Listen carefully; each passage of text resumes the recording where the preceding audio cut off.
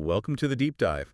Today, we're plunging into, a really huge topic. It's reshaping everything, the electric vehicle revolution. It really is. And our mission for you, our listener, is to try and cut through some of the noise, specifically looking at traditional automakers like Ford and their, ambitious plans to electrify. Where do they actually stand in this breakneck race? Yeah, and we've got some fascinating sources. What's interesting is how they show both sides forward, making these big proactive moves, but also a lot of skepticism about whether these old guard companies can really catch up. Okay, let's dig into Ford first then. The sources definitely highlight a big push from them. It sounds like they're really betting on a new approach, especially with the tech underneath. What are the main parts of that strategy? I'm quite interested in the actual hardware changes. Ford is definitely trying something new. Hmm. The absolute core of it is this next generation low-cost EV Final platform. cost, okay. Yeah, and crucially, it's not just, tweaking an existing gas car platform. This is built from the ground up for electric, Hmm. designed to be the base for a whole new range of EVs, with affordability right at the center. That cost thing really jumps out. I saw Ford's CEO, Jim Farley, basically saying their teams are counting every penny, trying to make the right vehicles for the right place, and aiming to be a cost leader. That sounds, pretty bold. It is bold and necessary, really, if you want EVs to go mainstream. It's about accessibility. Right. And beyond cost, the platform itself is designed to be highly flexible. So think different vehicle sizes, maybe cars, maybe trucks, all off the same basic architecture. Versatile. Exactly. And they're aiming for a decent range, too, somewhere between 400 and 500 kilometers, which is, pretty good for most people. Tackles that range anxiety issue. And battery tech, are they doing anything new there? Because that's always the key, isn't it? They mentioned developing new battery technology. The goal there is boosting efficiency, so you get that target range without needing, enormous, super expensive batteries. It sounds like a real engineering effort, not just assembling parts. And it's not just talk, is it? They have some pretty huge production numbers they're throwing around. Oh, yeah. Ford's aiming for 2 million EVs a year by 2026. 2 million by 2026. 2 million. I mean, just think about that scale. That's not dipping a toe in, that's a full dive. It signals massive commitment, huge investment, retooling factories, sorting out battery supplies. It's like building a new car company inside the old one. That definitely sounds impressive, a serious investment in new tech. But, okay, here's where things get more complicated. Because while Ford's making these moves, our sources also raise some, pretty serious doubts. Not just about Ford, but about all the traditional players. What's the other side of the story? Are they really lagging behind? Well, yeah, the sources are pretty direct about it. One Italian source puts it bluntly. Let me get the translation right. Anche Ford, come le case automobilistiche europee, è in grave ritardo nel mondo dell'automotive elettrica. Which basically means Ford, like European automakers, is seriously behind in the electric automotive world. And seriously is the key word there, not just a little bit behind. Seriously behind. Wow. What's the reason given for that? Why the delay? It mostly comes down to focusing for too long on the profits from their existing business, continuing with large revenues, using existing platforms to produce and sell gasoline and diesel cars, Euro 4, Euro 5, Euro 6, and so on. Making hay while the sun shone, basically. Kind of, but while they were doing that, they weren't really making the deep early investments in EV tech. So now, the sources argue, many of them are at least a decade behind Tesla or Chinese car manufacturers. A decade. In tech terms, that's Yeah. huge. It's an eternity. And it's not just about having fewer EV models on sale. It's about the whole ecosystem, battery supply chains, software development, manufacturing processes. It's a fundamentally different way of thinking. So they got comfortable, maybe too comfortable, with the gas engine profits, and now it's a mad scramble to catch up. It does feel like they missed the starting gun. But the big question is, can they catch up? Is this new platform from Ford, even if it's low cost, enough if they're fundamentally 10 years behind on the core innovation? That is the crucial question. And the sources are pretty skeptical.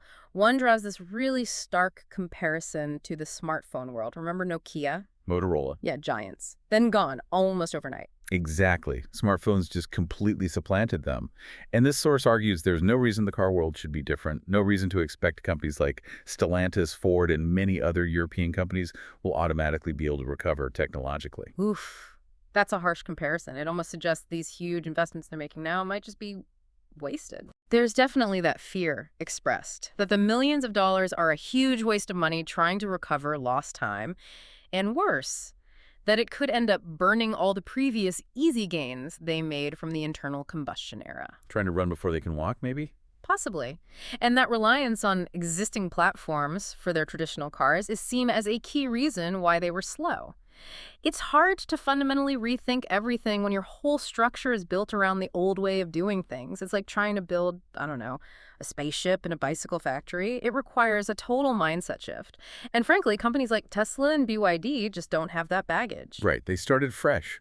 So if the traditional players are mostly seen as lagging, who are the leaders, according to these sources? Who's setting the pace? It's pretty consistent. Tesla and Chinese automakers, they're the benchmark. They started electric, they refined the tech, especially batteries and software, and they built their manufacturing around it. They just operate differently.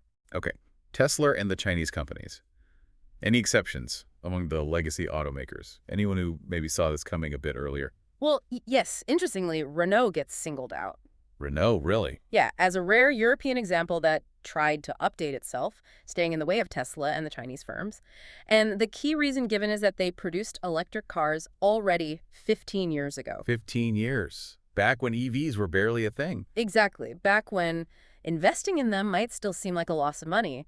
That early start, even if it wasn't immediately profitable, gave them experience, technological know-how, and a head start on understanding the whole EV ecosystem. It built institutional knowledge. Fascinating. So that long-term, maybe initially unprofitable bet paid off. Yeah. Any other old giants mentioned as likely to do well, even if they aren't pure EV players? Toyota comes up, mentioned as a giant expected to thrive, probably because they have such broad expertise and haven't gone all in on just pure EVs. They have decades of hybrid experience. They're looking at hydrogen. It's a more diversified bet on future tech. Right, hedging their bets a bit. And the sources also stress alliances. Renault's strength is linked to its ecosystem with Nissan, Mitsubishi, and Dacia. The takeaway seems to be that maybe going it totally alone is getting harder. Sharing platforms, R&D costs, that could be crucial. Okay, so let's try and pull this all together. We have Ford making genuinely ambitious moves, new low-cost platform, that big 2 million a year target, specific tech, like new batteries. But then we have this strong counter-narrative from the sources saying Ford, like most legacy players, is seriously behind, maybe a decade behind, Tesla and the Chinese. How do those two things square up? It's a million-dollar question, isn't it? Or maybe billion-dollar, given the investments. Can Ford's new strategy, especially that focus on cost and hitting popular segments like Utes, actually close that gap? Is cost leadership enough if the core tech isn't perceived as leading edge? That's the gamble. They're leveraging their manufacturing scale and brand recognition. The F-150 Lightning, for instance, taps into a hugely loyal market. That's smart. But fundamentally, Tesla and the Chinese automakers have a lead in areas like battery efficiency, software integration, and maybe even the speed at which they can innovate. Things that are harder to just buy your way into quickly. Exactly. It's not just about building an electric car. It's about building a competitive electric car within a rapidly evolving tech landscape and rethinking the whole business model. The next few years are critical. We'll see if Ford's big bet pays off or if that historical lid proves too much to overcome. It really is that classic innovator's dilemma, isn't it? Yeah. Stuck with a profitable old thing for too long, now trying a massive pivot. The stakes are incredibly high. And, listening to this, the sources do paint a compelling picture of Tesla and BYD just being fundamentally different, more innovative perhaps. Yeah, what really stands out is this idea of a paradigm shift. The decade-long lag isn't just about product timelines. It might be about a fundamental difference in corporate DNA, in agility. Can a company truly transform itself at its core while trying to keep the old engine running? It's tough, very tough. So this deep dive really highlights the incredible pressure Ford and companies like them are under.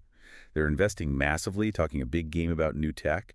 But will it be enough to overcome that perceived decade-long lag against the EV natives like Tesla and the big Chinese players? And that brings us to a critical question for you, our listener. In this kind of tech revolution is becoming a cost leader and throwing money at the problem enough to catch up if you started late? Or do those early movers, the ones who define the new paradigm, always hold an edge that's just too difficult to overcome? Something to definitely think about.